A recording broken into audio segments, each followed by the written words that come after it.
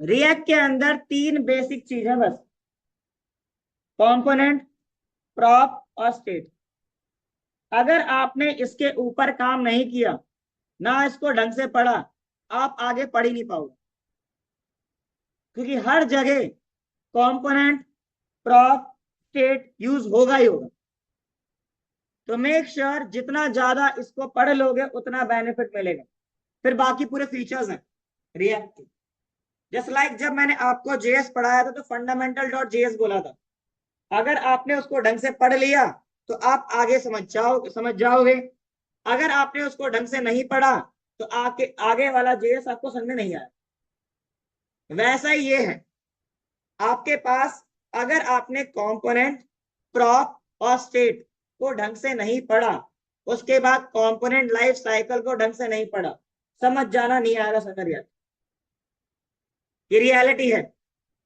बहुत सारे जो बेसिकली अभी जो न्यू कमर होते हैं, इनको क्या लगता है हो जाएगा, नहीं होता।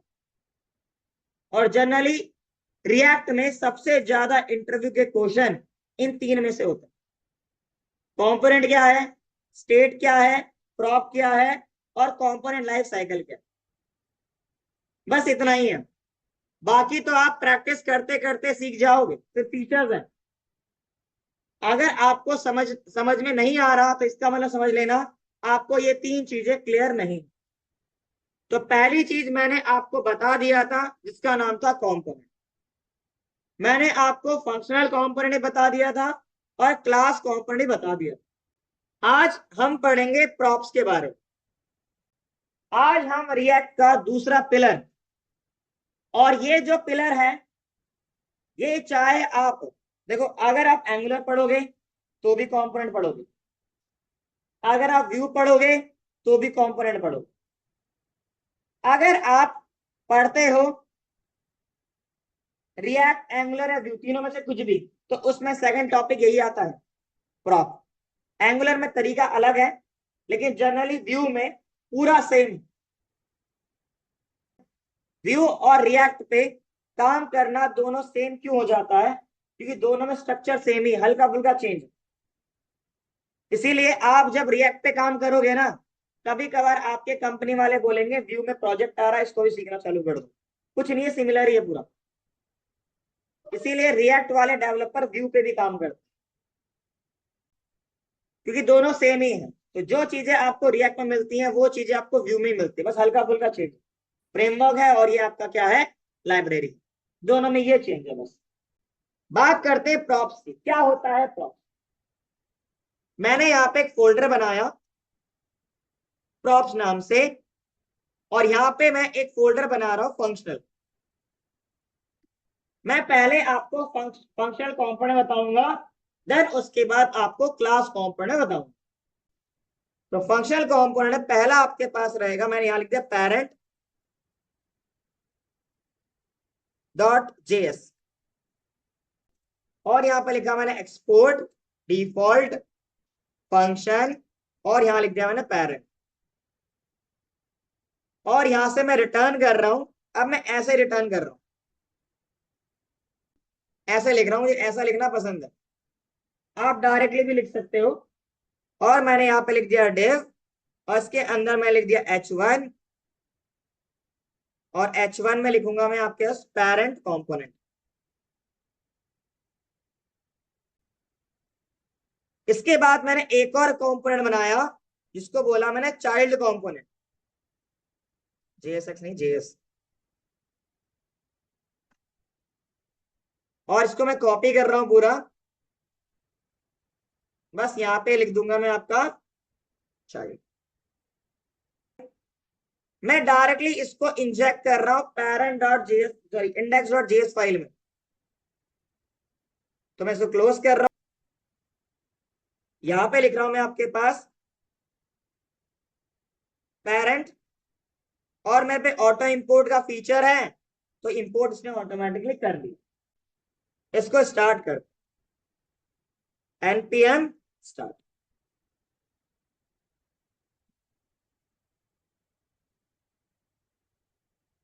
तो अभी आपके पास पेरेंट कंपोनेंट यहाँ पे दिख रहा है।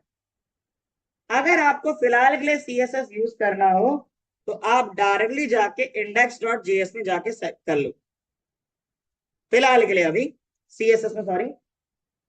ओके, बाद में आपको तरीके बताऊंगा सीएसएस यूज करने के, वो बाद का पार्ट है, फीचर सॉरी। अभी फिलहाल के लिए आपको मेन पढ़ना है, आपको कंपोनेंट, स्टेट और प्रॉप वो पढ़ना है। चलो जी, अब मुझे चाइल्ड कंपोनेंट को पेरेंट कंपोनेंट में यूज करना है। तो जैसे हमने index.js में यूज किया था एग्जैक्टली वैसे ही करेंगे।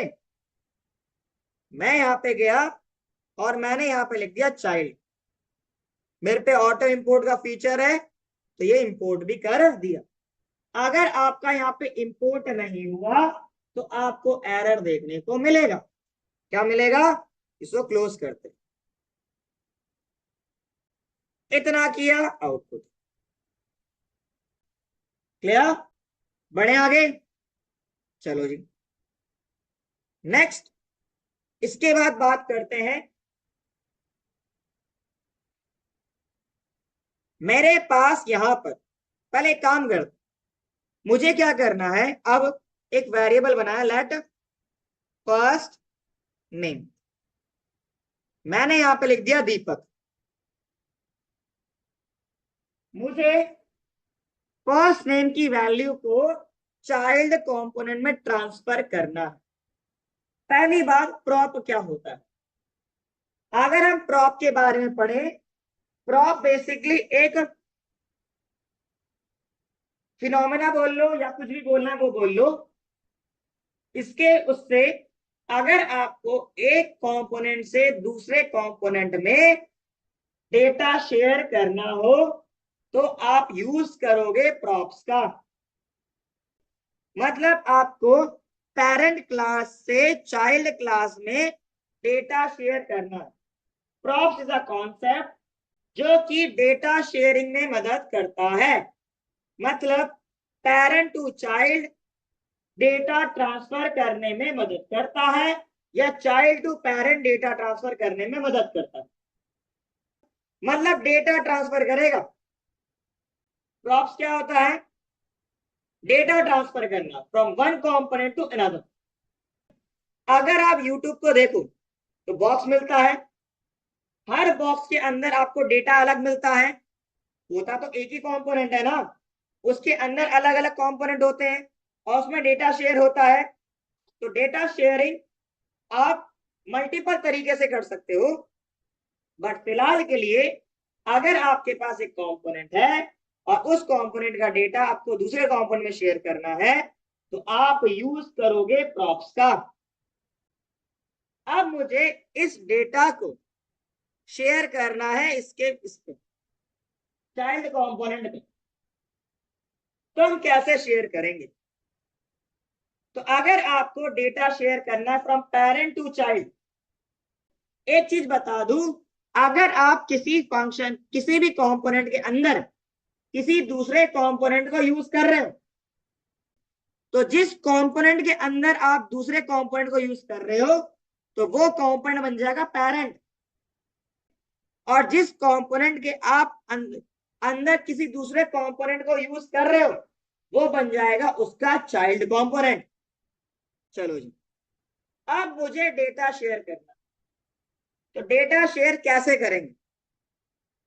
मान लो मुझे यहाँ पे डेटा शेयर करना है component name child name, child component name child transfer करना, तो मैं कैसे लिखूंगा? मैं यहां पर जैसे आप किसी टैग के अंदर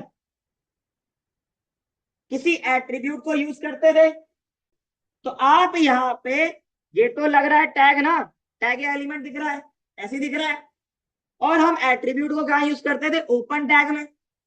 तो मैं यहाँ पर लिख सकता हूं कंपोनेंट नेम, ऐसे लिख लिया और इक्वल टू में चाइल्ड लिख दिया।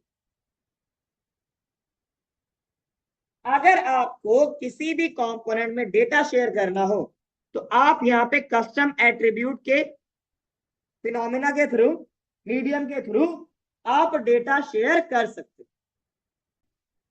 बस आपको क्या करना है, जिस जिस चीज को शेयर करना उससे रिलेटेड कोई आपने एट्रीब्यूट नेम दे दिया और यहाँ पे उसको वैल्यू पास कर दी। ये है आपका अभी हार्ड कोडेड वैल्यू। ठीक है, बता रहा हूं शेयर कैसे करते हैं, बाद में मैं इस फर्स्ट नेम की वैल्यू को भी ट्रांसफर करके दिखाऊंगा। अब मुझे इसको एक्सेस करना है कहां पर, चाइल्ड कंपोनेंट में।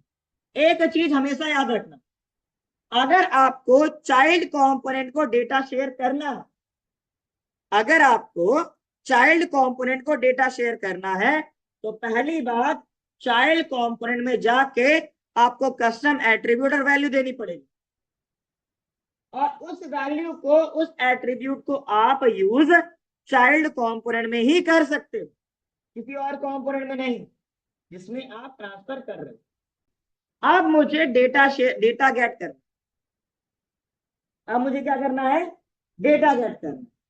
तो डेटा हम कैसे गेट करेंगे, तो हम यहाँ पे क्या करेंगे, इसके अंदर एक पैरामीटर बनाएंगे, और पैरामीटर का नाम कुछ भी हो सकता है जो आपकी इच्छा हो। मैंने यहाँ पे लिख दिया प्रॉप्स, क्योंकि प्रॉप्स थोड़ा अच्छा लगता है। अब मैं इसको लॉक करता हूं। अब इसको आउटपुट करके देखते हैं। जब कभी भी आप किसी भी कंपोनेंट के अंदर कोई प्रॉप शेयर करते हो, तो रिएक्ट क्या करता है, उस प्रॉप को जो आपने शेयर किया, की वैल्यू पेयर को जो आपने यहाँ पे दिया है, ये बन जाएगा की, ये बन जाएगा वैल्यू। ये जो आपने एट्रीब्यूट का, कस्टम एट्रीब्यूट का नाम दिया है, ये और ये बन जाएगा आपका वैल्यू। मतलब एक ऑब्जेक्ट बनाएगा, उसके अंदर इसको बनाएगा की और इसको बनाएगा वैल्यू। और आप यहाँ पे देखोगे तो यहाँ पे आपका कंपोनेंट नेम चाइल्ड है। रीलोड करता हूं, तो भाई आपको यहाँ पे देख रहा है कंपोनेंट नेम चाइल्ड। एक चीज बता दूं, जब कभी भी आप रिएक्ट को यूज करते हो, रिएक्ट पे क्या काम करोगे, तो हर एक कंपोनेंट या हर एक चीज 2 बार एग्जीक्यूट होती, हमेशा 2 टाइम एग्जीक्यूट होती। वो क्यों होती है, उसको आगे पढ़ेंगे। याद रखना, कोई भी चीज हो, कोई भी टास्क हो, रिएक्ट में 2 बार एग्जीक्यूट होता है,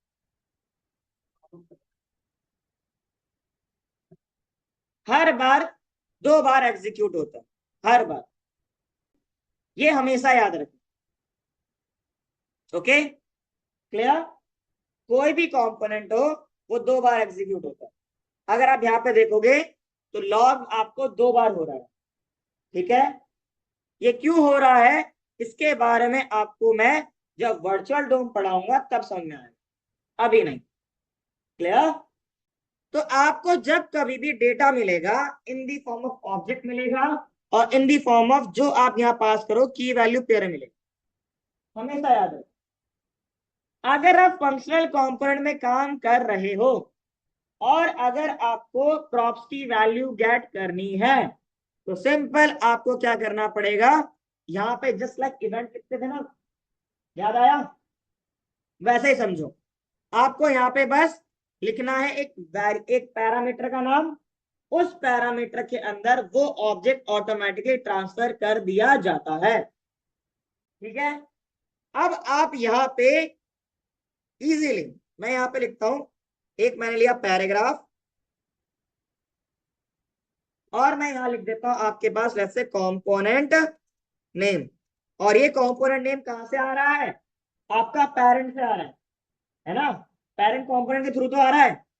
तो मैं यहाँ लिखूंगा, अगर आपको कोई भी जेएस का कोड, प्रॉप के अंदर क्या है, ऑब्जेक्ट है ना, और object is a part of JS, और यहाँ पे जो आप काम कर रहे हो, मैंने आपको लास्ट क्लास में बोला था, अभी समझो ये आपका एचटीएमएल का पार्ट है।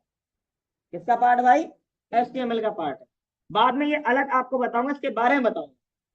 ठीक है, तो अगर आपको कोई भी जेएस का कोड एचटीएमएल के कोड के अंदर यूज करना है, तो आप लिखोगे करली ब्रैकेट,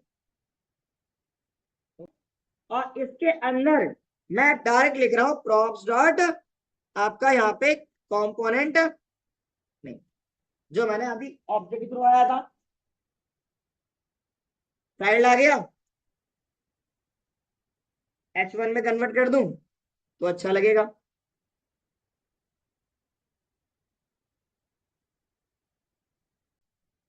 इसको थोड़ा छोटा कर दो। तो अगर आपको जेएस के कोड को आपको यहाँ पर HTML लाइक सिंटैक्स, इसको बोल रहा हूँ HTML लाइक सिंटैक्स के अंदर यूज करना है, तो आपको लिखना पड़ेगा करली ब्रैकेट। कोई भी जेएस का कोड, कोई भी जेएस का कोड अगर आपको यूज करना है तो लिखोगे करली ब्रैकेट।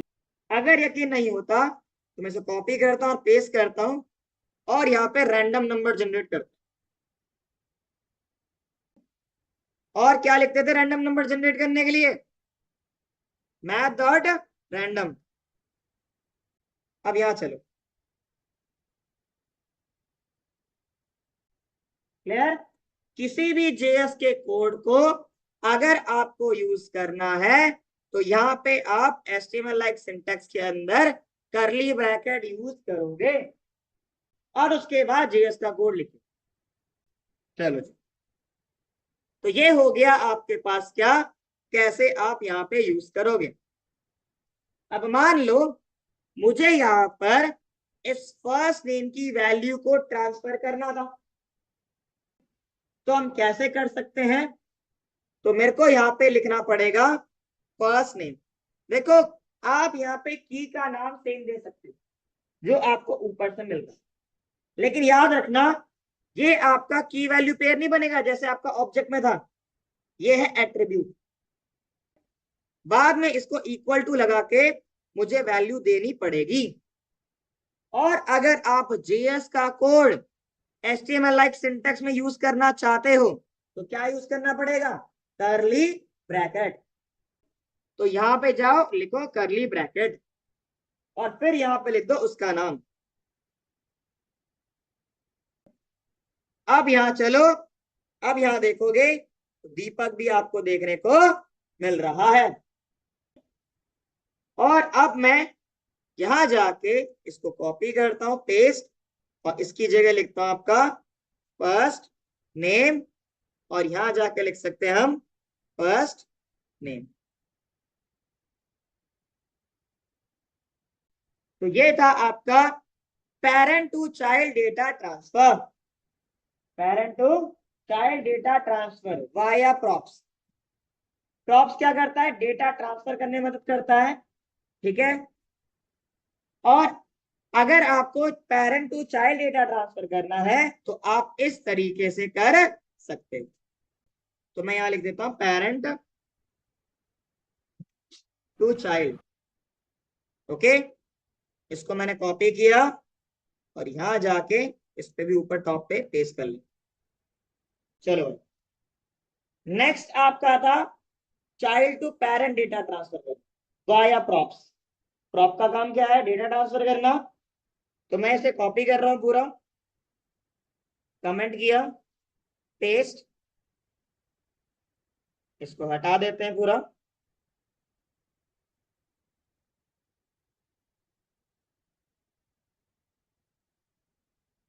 और यहाँ पे चले, इसको पूरा कॉपी किया, कमेंट, पेस्ट, मैं इसको हटा दूं। अभी फिलहाल के लिए क्लीन रख।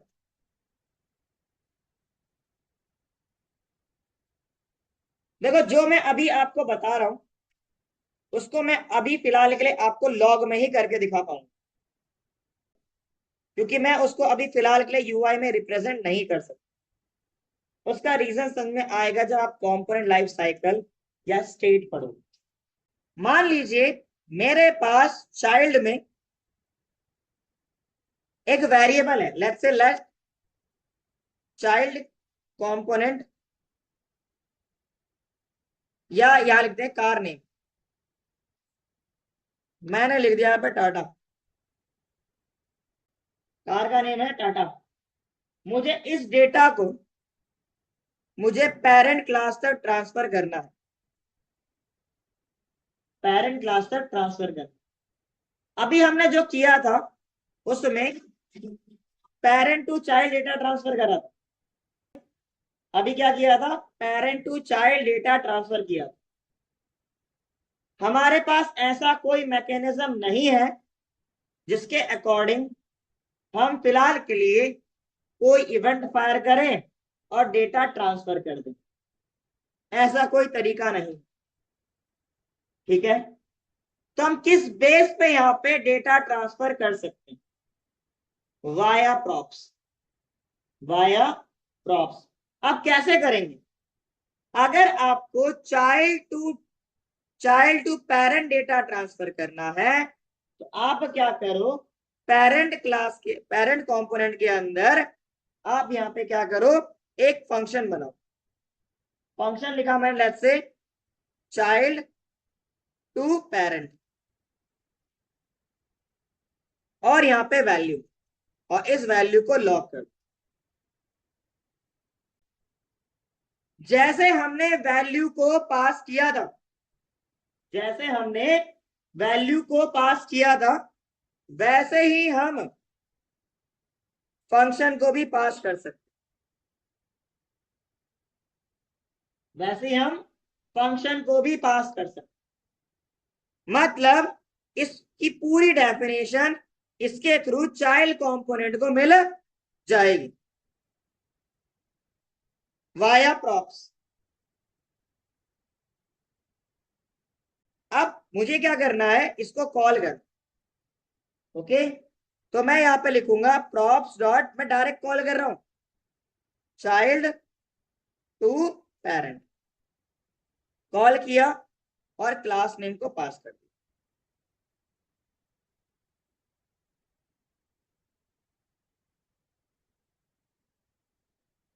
क्या आ गया? लाइन नंबर क्या है? Parent dot GS line number 18।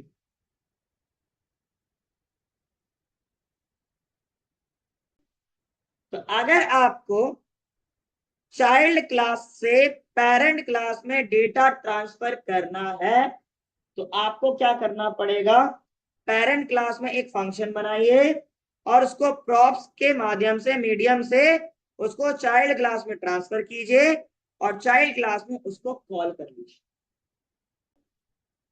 मान लो आपको रैंडम नंबर ट्रांसफर करना था और बटन क्लिक पे, तो मैंने यहां पे बनाया एक बटन और लिखा यहां पे ट्रांसफर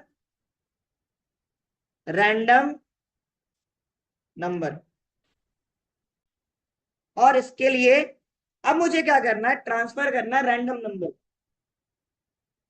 ठीक है, तो रैंडम नंबर को कॉल कैसे करूंगा? तो उसके लिए मैं बनाता हूं यहां पे ट्रांसफर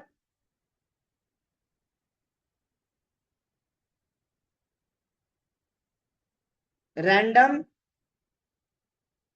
नंबर, एक फंक्शन, और यहां पे मैं क्या लिखूंगा, props dot child to parent, और यहां लिख दिया मैथ डॉट रैंडम।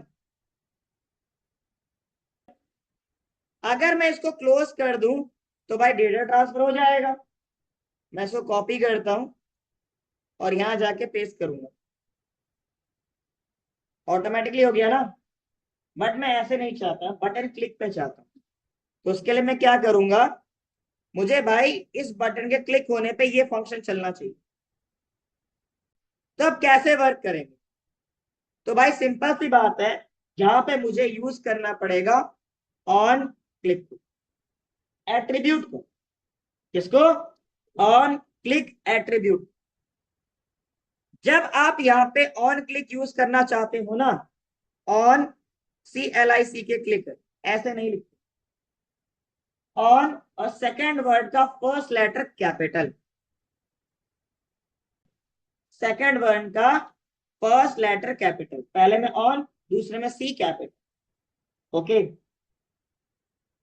अगर आपका ये HTML का कोड होता तो यहाँ पे ऑन क्लिक सारा स्मॉल में होता है ना। इसीलिए ये अभी मैं बता रहा हूं HTML लाइक सिंटैक्स है ये। Not HTML। ये HTML है ही नहीं, ये HTML लाइक सिंटैक्स है। वो क्या है उसको आगे देख। करली ब्रैकेट ताकि मैं फंक्शन को कॉल कर सकूं। अब मैं यहां पे लिखता हूं ट्रांसफॉर्म रैंडम डेटा, और मैं फंक्शन को कॉल करता था ना भाई ऑन क्लिक में। तो अगर मैं यहाँ पे कॉल करता हूं तो ऑटोमेटिकली फायर हो गया। ऐसे कभी मत लिखना। इसका मतलब होता है जैसी लोड होगा कंपोनेंट वैसे ही ये फंक्शन फायर हो जाएगा। तो आप ऐसे यहां पर लिख नहीं सकते।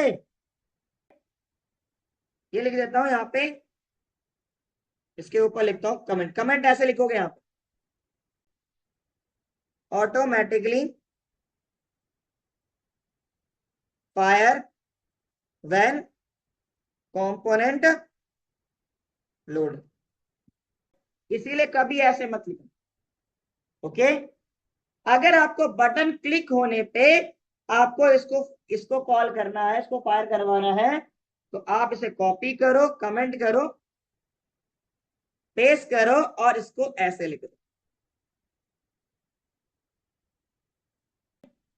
अब यहां जाओ, यहां पे रिलोड करो और क्लिक करो, पहुंच गया डेटा। बट अगर मुझे कॉल ही करना हो तो अगर आपको कॉल करना है तो आप इसकी जगह पे आप क्या करो, पहले लगाओ एक कॉल बैक फंक्शन। इसमें बनाओ एक कॉल बैक फंक्शन, मैंने कट कर रहा हूं। इसमें बनाओ एक call back function. Normal call back function देना हो या फ्लैट एरो फंक्शन देना हो, जो आपकी इच्छा हो। मैं हमेशा यहाँ पे फ्लैट एरो फंक्शन देना ज्यादा पसंद करता हूँ, क्योंकि मुझे एक ही लाइन पे एग्जीक्यूट करना है। तो क्या है, मैं नॉर्मल फंक्शन देके करली ब्रैकेट लगाऊं, सिंटैक्स ज्यादा बड़ा हो जाएगा। और अब आप यहाँ पे इसको कॉल कर लो। अब उसके बाद आप देखो, अब ऑटोमेटिकली कॉल नहीं हुआ, जब मैं बटन क्लिक करूंगा तो कॉल। तो अगर आपको इसको पैन से इसको ऑन ही करके रखना है तो आप कॉल बैक फंक्शन दीजिए। ओके। अब इसको कब यूज करोगे, जब आपको इस फंक्शन के अंदर बटन क्लिक होने पे डेटा ट्रांसफर कर। अगर आपको कोई डेटा ट्रांसफर नहीं करना फंक्शन को, जैसे मान लो मैंने यहाँ पे लिखा वैल्यू, मुझे वैल्यू चाहिए कुछ, तो मैं इस केस में यहाँ पे जाऊंगा और यहाँ पे लेट्स से दीपक लिख दिया। ओके। और मैं यहाँ पर लॉक कर लेता हूं दीपक को, सॉरी वैल्यू को। इसको रिलोड किया, जा रहा डेटा। बट अगर मैं इसको ऐसे लिख दूंगा ना तो ये क्या करेगा, ऑटोमेटिकली फायर हो जाएगा। जबकि मैंने इसको तो क्लिक ही नहीं किया भाई, कुछ नहीं हो रहा। तो जनरली हम इसको जब डेटा ट्रांसफर करना होता है फ्रॉम, जो बटन क्लिक कर रहे हो कुछ भी कर रहे हो उससे फंक्शन पर, हम तब इसको यूज करते हैं। अगर आपको फंक्शन के अंदर कुछ भी डेटा ट्रांसफर नहीं करना है तो सिंपल आप क्या करोगे, आप इस तरीके से लिख दो। लिया। अगर आप ऐसे लिखते हो तो ये ऑटोमेटिकली फायर हो जाएगा। चलो इसे कॉपी कर रहा हूं मैं, और ये हो गया आपका second part, child to parent data transfer. तो child to parent data transfer करना है तो क्या करेंगे, एक फंक्शन बनाएंगे, उसको प्रॉप्स के उससे ट्रांसफर कर देंगे पेरेंट में, और चाइल्ड में उसको कॉल कर लेंगे, ऑटोमेटिकली पेरेंट को डेटा मिल जाएगा।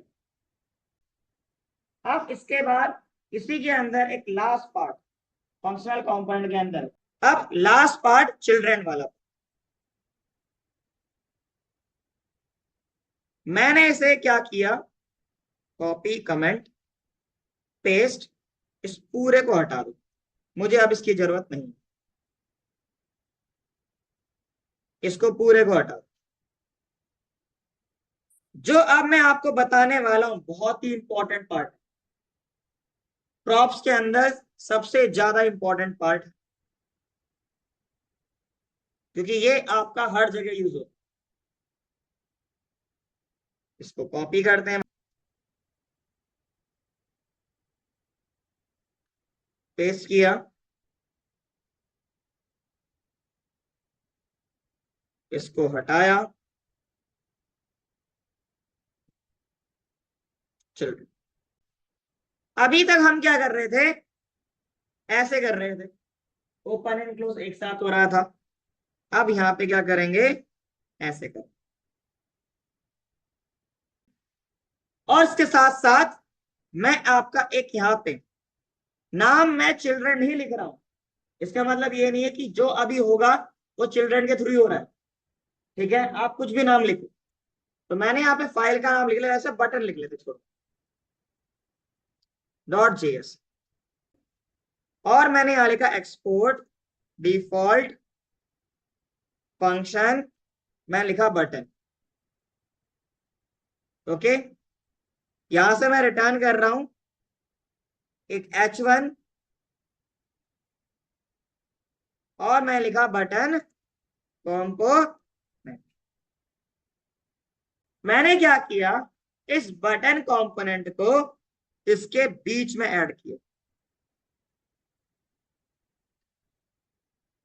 Okay clear.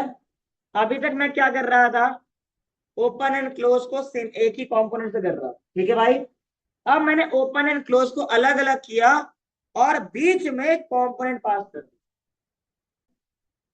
अब मैं इसको यूआई को देखता हूं। भाई पेरेंट चला, चाइल्ड चला, बटन नहीं चला।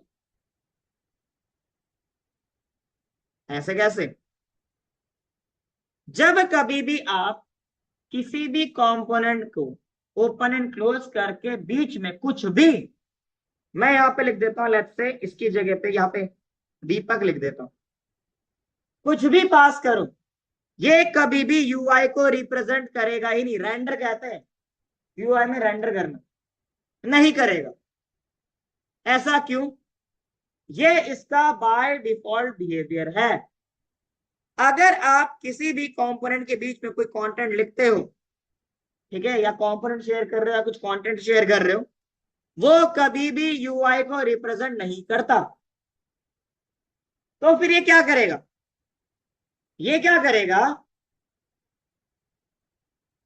रिएक्ट क्या बोलता है कि अगर आप किसी भी कंपोनेंट के बीच में कुछ भी डेटा हो या कोई भी कंपोनेंट पास करते हो, तो जिस कंपोनेंट के बीच में इसको पास कर रहे हो, इस कंपोनेंट की जिम्मेदारी है इस कंपोनेंट को यूआई में रेंडर करवाना। तो रिएक्ट कहता है भाई इसकी जिम्मेदारी है, मेरी कोई जिम्मेदारी नहीं है। करवाना है करवाओ, नहीं कराना मत करवाओ। बाय डिफॉल्ट ये मना कर देता है। अब हमें कैसे पता चलेगा, तो आप यहां पे जाओ और यहां जाके प्रॉप्स को लॉक करो, आउटपुट देखिएगा। मैंने क्या चिल्ड्रन नाम से की बनाई थी, नहीं बनाई थी। ऑटोमेटिकली जब कभी भी आप यहां पर ओपन एंड क्लोज करते हो, तो रिएक्ट क्या करेगा, इसकी डेफिनेशन को, यहां पे कुछ भी लिखा हो, उसकी डेफिनेशन को इसके चाइल्ड के, मतलब जो भी कंपोनेंट है उसके प्रॉप में एज अ चिल्ड्रन पास कर देगा, उसकी पूरी डेफिनेशन। और अगर आप यहां देखोगे, इसको क्लिक करता हूं भाई, तो यहां पे बटन देखने को मिलता है। अगर मैं यहां पर इसे क्लोज करके मैं दीपक लिखता हूं,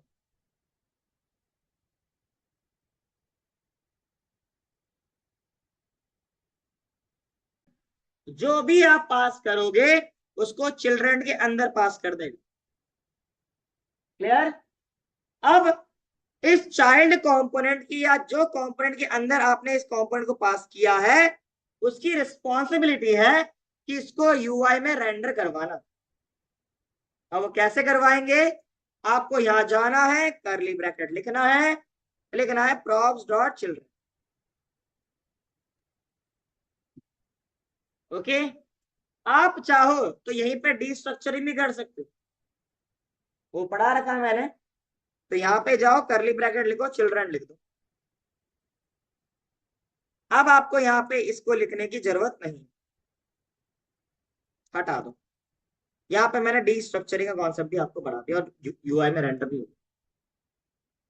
अगर आप इसको ऐसे नहीं यूआई में रेंडर करोगे तो भाई सिंपल सी बात है, आपका वो यूआई में रिप्रेजेंट नहीं करेगा। तो इसीलिए आपको इसको रिप्रेजेंट करवाना पड़ेगा।